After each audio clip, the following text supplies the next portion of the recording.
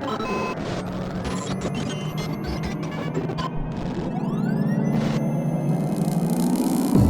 what's up guys? Gonz here for the Face Like the Sun YouTube channel. You know, one of the things that I really had to study when I was first saved was apologetics, you know, defending the faith, giving reasons for the hope that we have. And I just found the arguments that were brought up by the modern, you know, theologians / philosophers that were out there, William Lane Craig, Ravi Zacharias, Greg Koukl, Frank Turek being one of them as well, and many others, John Lennox. There's a great handful of people who are in the academic community who are defending Christianity very, very well, in my opinion. And it was really convincing. It was really, really good stuff. It was really something that undergirded and built the structure of my faith from the intellectual spectrum. So I think all of us need to indulge in that a little bit more and sort of wade through things. And one of the things that I find really cool and kind of fascinating is this whole paradigm of, I guess you can call it the fringe, right? Those of us who have really separated ourselves from the majority of,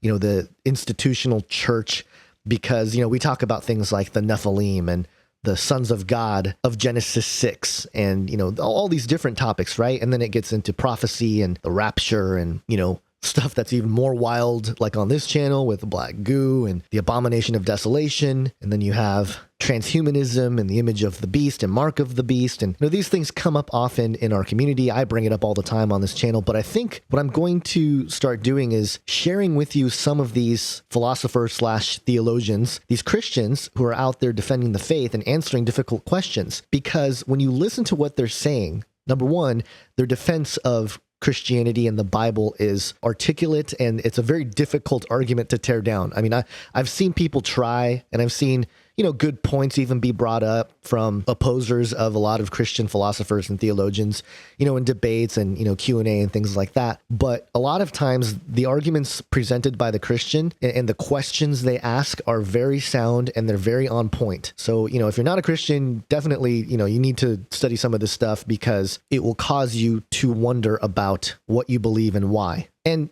you know, that's not to say that I agree with every single point of doctrine, of Christian doctrine, you know, with these philosopher, theologian guys. You know, it's a different thing. You don't have to agree on everything, you know, but as far as defending the faith, they bring up really good points. And with the fringe paradigm layered on top of it, you know, the idea of the Nephilim, the idea of the giants, you know, one of the big reasons why God flooded the earth and, you know, why he went after certain tribes in the Old Testament, add that as a deeper layer of understanding.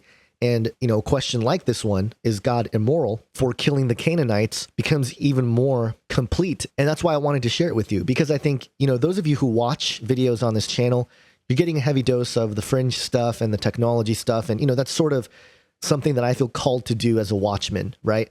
And there's different tasks involved in that. But in terms of providing meat and providing spiritual and intellectual guidance, that's a responsibility I feel as well. So check out this video on Is God Immoral for Killing the Canaanites?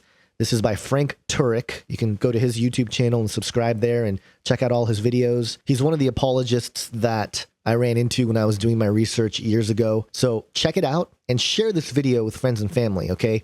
Because it addresses one of the main questions brought up all the time when it comes to talking about religion or faith or whatever. So be blessed by this. And also, again, keep in mind, think about the idea of rebellious fallen angels and the Nephilim as part of the story. He doesn't mention these things, but as an intelligent and informed audience like you guys, things will click in your head at a deeper level when you hear this man talk. So check it out. Have an awesome day. God bless.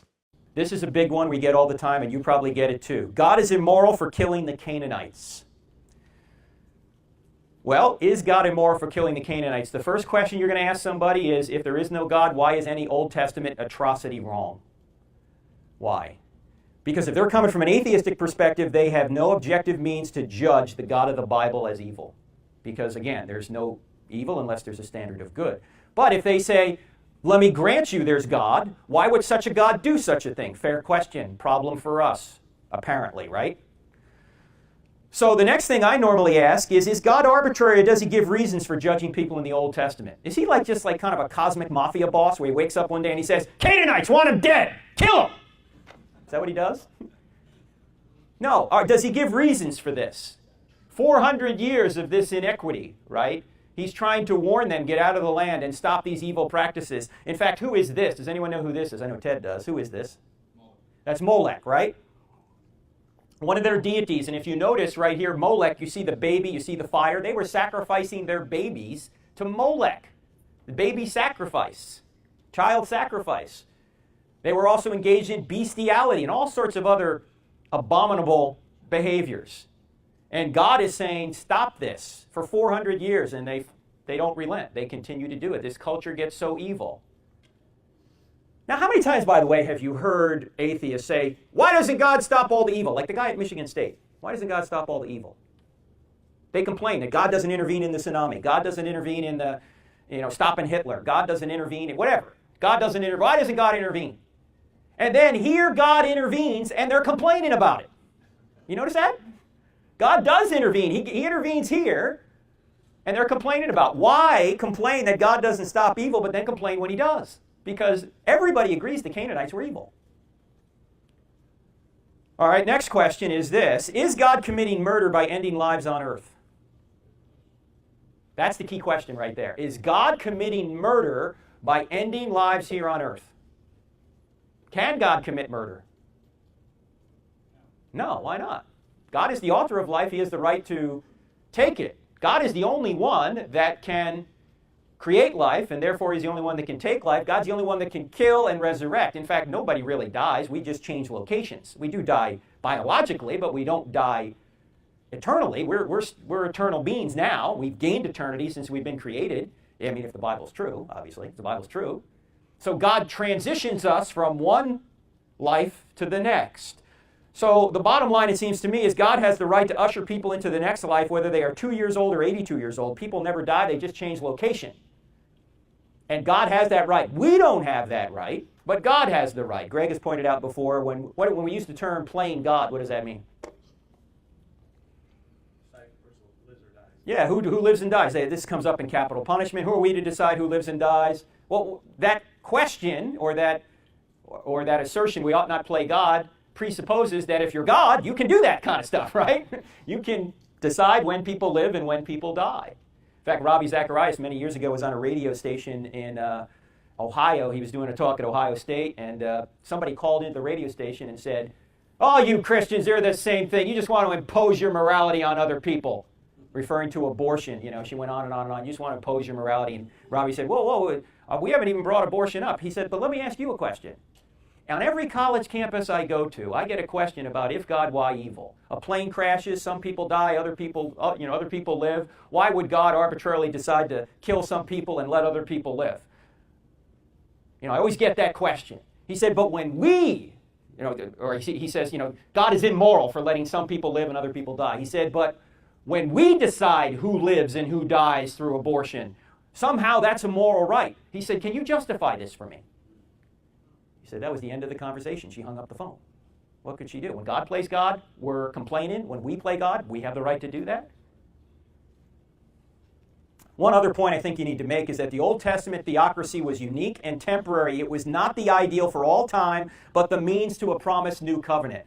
In fact, Jesus even points out that some of the Old Testament laws were not ideal for all time. In what context does he do that? On divorce, right? He says that it shouldn't have been, but due to the hardness of your heart, Moses granted you divorce. But that's not the ideal. So the Old Testament is not the ideal. It's not the ideal for us. And it wasn't even the ideal in the Old Testament. God obviously was trying to get the Old Testament, or trying to get the promised people into the promised land to get the promised Messiah to save the world. It was a means to an end. So, is God immoral for killing the Canaanites? No, God is not immoral for killing anyone. He has the right to move people from one state to the next state anytime he wants.